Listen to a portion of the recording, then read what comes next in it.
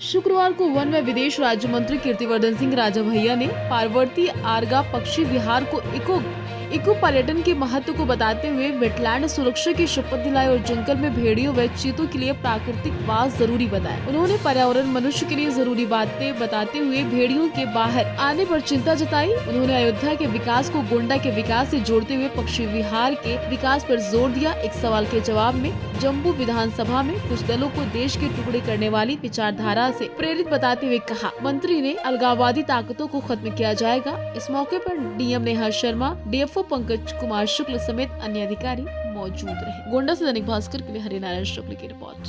ये आपको जान के खुशी होगी कि जो हमारा ये इतना पुराना क्षेत्र गोंडा का है, आरगा झील है, पर्वती झील है, उस तरह के और भी झीलें हैं।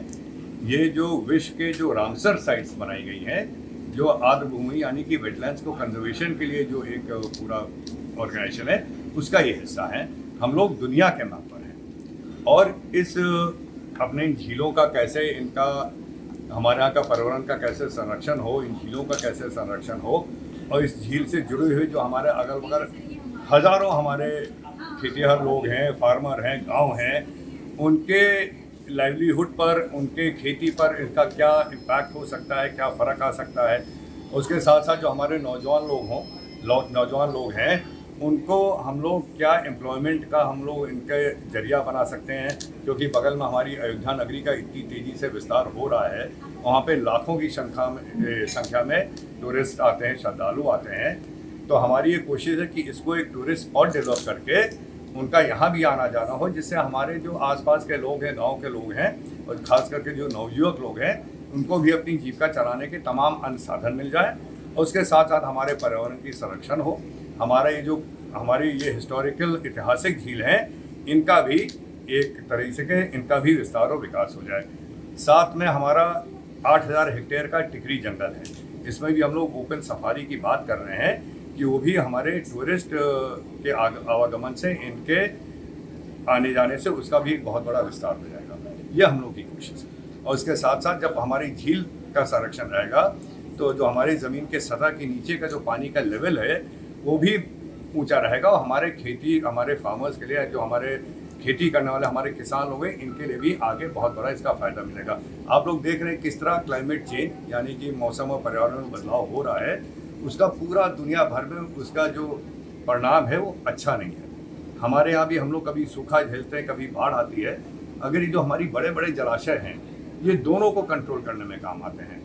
बाढ़ अगर बहुत ज़्यादा बरसात होगी तो पानी इसमें समा जाता है, बहुत ज़्यादा सूखा पड़ गया तो इसमें जो पानी रहता है वो हमारे वाटर लेवल को, जो भूमिगत जो पानी है उसके सतह को ऊपर रखता है, हमारे किसानों के लिए, हमारी फसलों के फायदा रहता है। तो इसका विस्तार करना, इसका संरक्षण करना हर दृष्टिकोण से, चाहे दैनिक जीविका की बात कर लीजिए, किसानों की बात कर लीजिए, चाहे जो हमारे नौजवान हैं जो आज एम्प्लॉयमेंट तरह तरह का ढूंढ रहे हैं, एक टूरिज्म डेवलपमेंट की बात कर लीजिए, पर्यावरण की संरक्षण की बात कर लीजिए, हर दृष्टिकोण से बहुत ही महत्वपूर्ण है। उसको लेकर पूरे हमारे देखिए बड़े बड़े ऑर्गेनाइजेशन सब लोग आए हैं, हर गोंडा से आए हैं, लखनऊ से आए हैं, पटना से आए हुए हैं, दिल्ली से आए हुए हैं। हमारे जंगल विभाग के सभी उच्च अधिकारी यहाँ मौजूद हैं और हम लोगों का उद्देश्य है कि एक रोड मैप बनाकर, एक पूरी प्लानिंग बनाकर उसके तहत हम लोग यहाँ के संरक्षण के लिए काम करना शुरू करें।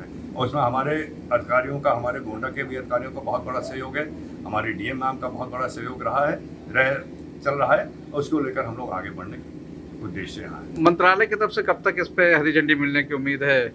मंत्रालय की तरफ से तो जब रामसर साइट हो चुकी तो हरी झंडी इसको मिल चुकी है और इसके लिए हम लोग फंड भी ला रहे हैं और फंड के लिए हम लोगों का ये जो इसका एक इंटीग्रेटेड प्लान है, ये आपके प्रदेश सरकार के पास आ गया है, वहाँ से अप्रूव भी हो रहा है। जंगल सफारी की भी बात हो रही है जी, तो उसके लिए कब तक काम शुरू हो जाएगा? उसके लिए भी ये इसका हम लोगों का प्लानिंग पूरी तरीके से बन चुका है, प्रदेश सरकार को आ चुका है। यहाँ के जो हमारे वन मंत्री आदरणीय सक्सेना जी, उनसे बराबर हमारी बात चल रही है। वो भी बहुत ही जल्दी 2-3 महीने के अंदर हमारी कोशिश है कि इसका फंड रिलीज हो जाए, हम लोग काम चालू कर